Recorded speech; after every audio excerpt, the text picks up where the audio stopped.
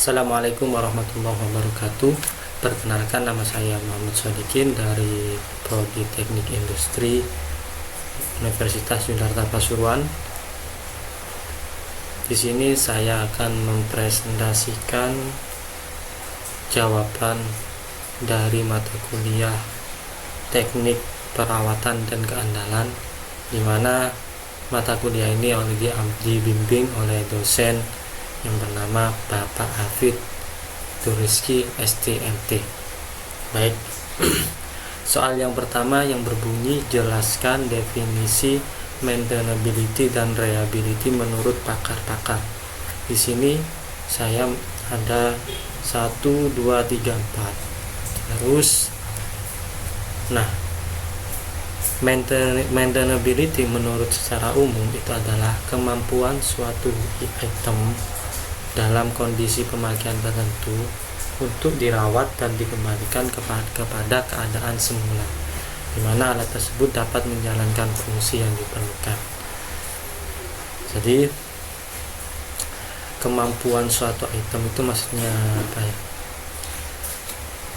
Kemampuan untuk bisa dirawat dan apabila mengalami kerusakan itu bisa dirawat dan bisa dikembalikan keadaannya seperti semula sebelum rusak. Sementara itu menurut IEEE atau Institute of Electrical and Electronic Engineers, maintainability adalah kemampuan suatu sistem atau komponen untuk diperbaiki, dimodifikasi, atau diubah dengan mudah oleh suatu tim yang telah ditentukan untuk memenuhi kebutuhan spesifik. Jadi itu menurut IEEE itu adalah maintainability adalah kemampuan suatu sistem yang bisa diperbaiki itu secara menurut kebutuhan spesifik, artinya menurut kebutuhan tertentu. Terus yang kedua menurut ANSI atau ASQG, American National Standard Institute atau American Society for Quality Control, menjabarkan tentang maintainability itu adalah sebagai kemampuan suatu produk untuk menjalani perawatan atau perbaikan yang diperlukan dengan biaya dan upaya yang sesuai. Jadi suatu perbaikan yang diputuskan sesuai dengan keinginan dan sesuai dengan budget biayanya. Katakanlah problem mesin A ini membutuhkan biaya sekian dan upaya yang dihasilkan sekian. Itu jadi sesuai dengan standar mesin tersebut apabila rusak. Terus yang ketiga yaitu menurut Juran Institute. Juran Institute mendefinisikan maintainability sebagai kemampuan untuk menjaga suatu sistem atau produk dalam kondisi operasional yang diinginkan dengan biaya yang dapat diterima. Menurut British Standard, maintainability adalah kemampuan suatu sistem untuk memungkinkan penggunaan yang mudah dan cepat dari suatu produk atau sistem dengan tujuan memperbaiki, mengubah, mengganti komponen yang rusak atau tidak efektif. Soal yang kedua yaitu terkait reliability. Reliability ini menurut umum yaitu kemampuan suatu bisnis untuk menjaga konsistensi dan kualitas dalam memberikan produk atau layanan kepada pelanggan. Kalau menurut pakar itu ada 4 di sini. Yang pertama menurut ISO, International Organization of Standardization. Menurut ISO yaitu reliability adalah kemampuan suatu produk atau sistem untuk melakukan fungsi yang diperlukan di bawah kondisi yang ditentukan selama periode waktu tertentu. Sedangkan menurut MIL STD 721C atau Military Standard mendefinisikan reliability sebagai kemampuan suatu sistem untuk menjalankan fungsi yang diperlukan dalam waktu tertentu tanpa kegagalan.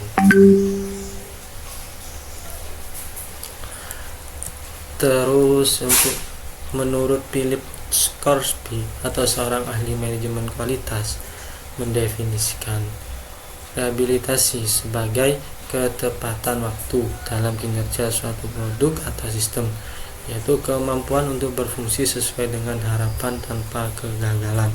Berarti menurut Philip Scoresby ini harus perfect, tidak ada kegagalan, 0 NG.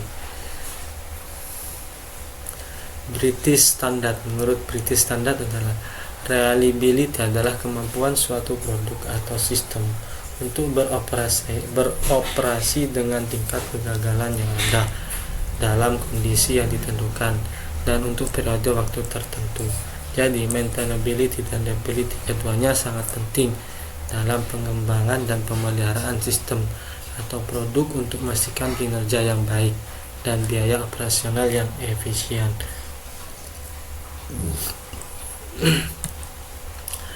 Soal yang nomor 2 yaitu dalam upaya mencapai status perusahaan dengan maintainability dan reliability kelas dunia terdapat pilar-pilar Total Productive Maintenance atau TPM.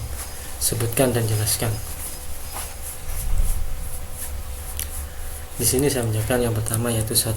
Pemeliharaan preventif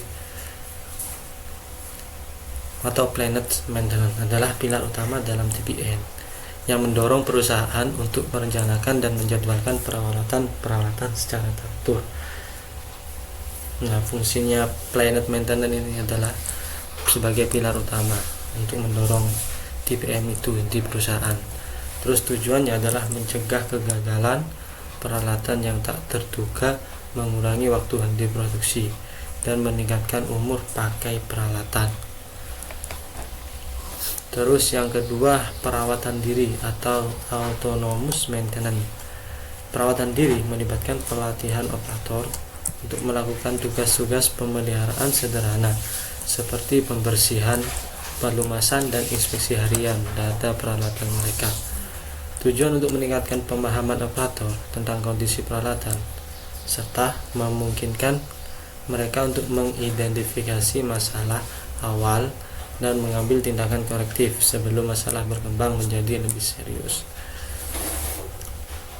Yang ketiga itu perbaikan berbasis tim atau focus improvement. Jadi focus improvement ini adalah perbaikan yang berbasis tim, tapi melibatkan pembentukan tim kerja dan bertanggung jawab untuk mengidentifikasi, menganalisis, dan memecahkan masalah yang menghambat pada perusahaan. Yang keempat yaitu kegiatan pemeliharaan usia hidup atau early equipment management. Ini berfungsi untuk memastikan bahwa peralatan baru diperkenakan dengan benar dan dirawat dengan baik sejak awal. Ini kegiatan pemeliharaan usia hidup itu seperti. Terus yang kelima yaitu pendidikan dan pelatihan, education and training, merupakan pilar penting. Ini menurut saya pilar penting dalam TPM untuk memastikan bahwa semua anggota organisasi memahami pentingnya pemeliharaan preventif dan memiliki keterampilan yang diperlukan untuk melaksanakan. Jadi melalui pilar-pilar TPM ini perusahaan dapat membangun budaya pemeliharaan yang kuat atau meningkatkan efisiensi operasional, mengurangi biaya pemeliharaan, dan akhirnya mencapai maintainability dan reliability secara kelas dunia. Yang nomor 4 yaitu yang nomor 3, salah satu metode yang sering digunakan dalam upaya efektivitas maintenance adalah overall equipment effectiveness atau OEE. Nah, jelaskan soalnya adalah jelaskan langkah-langkah penerapan metode tersebut. Nah, overall equipment effectiveness atau adalah metrik yang digunakan untuk mengukur kinerja peralatan atau mesin dalam proses produksi. Nah, langkah-langkah umum dalam penerapan metode OI itu adalah 1. Mengidentifikasi peralatan dan proses yang diukur. Terus yang kedua, definisikan kategori kehilangan atau loss. Yang ketiga, pengumpulan data dan operasional. Keempat, perhitungan UIE. Kelima, analisis dan interpretasi